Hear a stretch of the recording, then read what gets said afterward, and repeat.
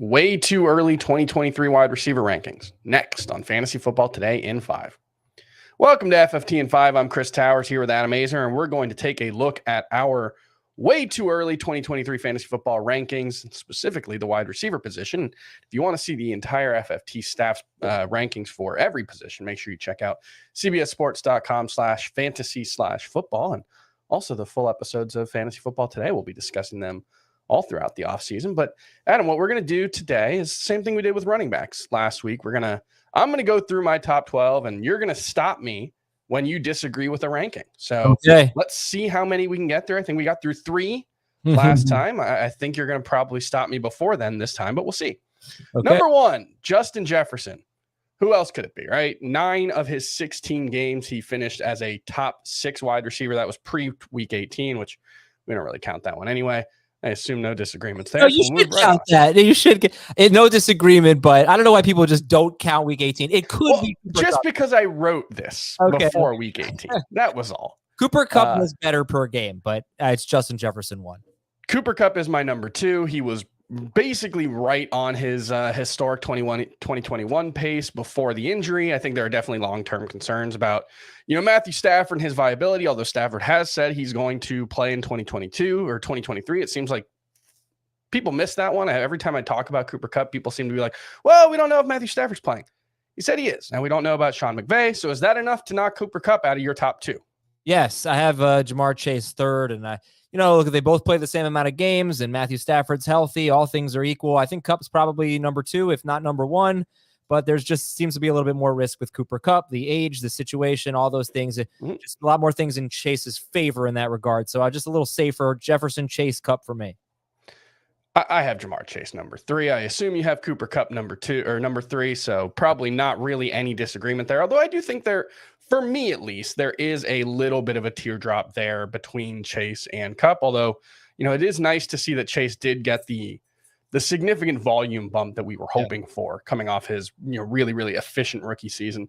Number 4, I think this is where it gets tough. I have Tyreek Hill. Who do you have? Tyreek Hill.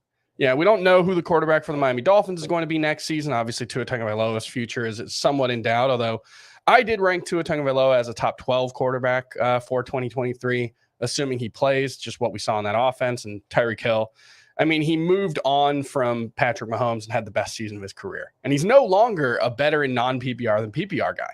He was awesome. I think he was leading the NFL in catches, I believe, heading into week 18. I don't think he ended up, but he was right there. So really, really good season for Tyreek Hill.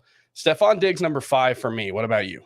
Stephon Diggs, number 5. I love it when we agree.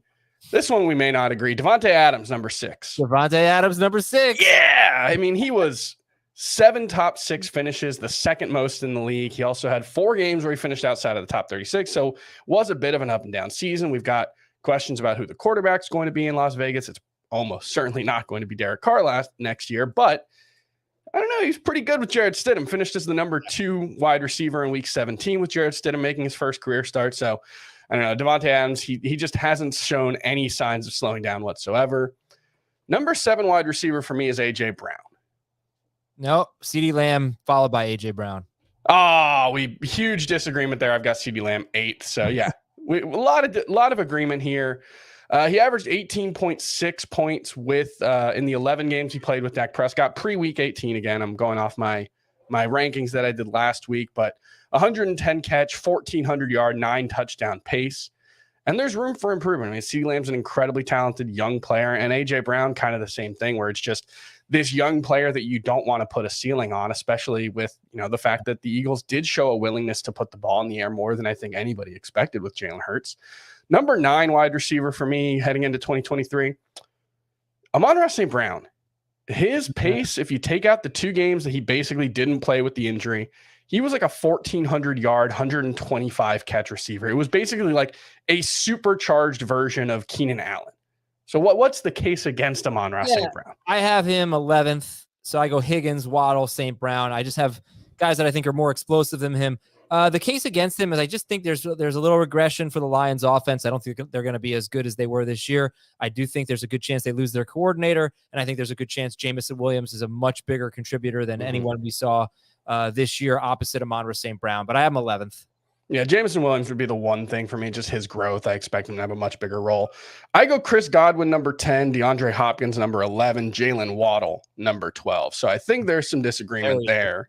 Yes, and I think you're going to see somewhat consensus top 8. It's going to be pretty close. You have the same 8 players in a different order. So for me, it's Higgins, Waddle, Amon-Ra St. Brown, and then I took Hopkins and Godwin out. I put St. Brown in, and I put Chris Olave 12th.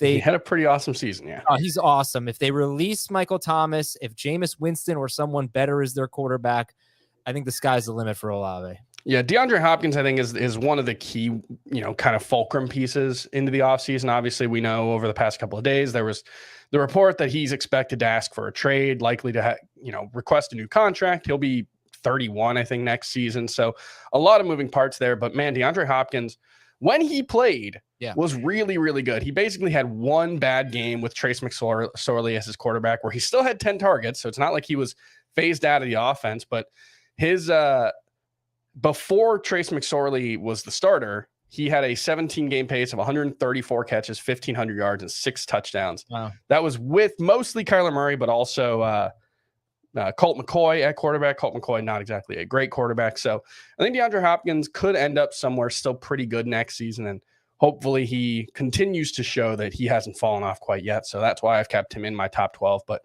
obviously that's one that there's a lot of room for adjustment heading into 2023 and the offseason. And that's going to do it for Fantasy Football Today in 5. Tomorrow, we're going to take a quick look at the wild card round and, talk about some props and some DFS talk. So we'll have you covered there, and we'll see you next time on Fantasy Football Today in 5.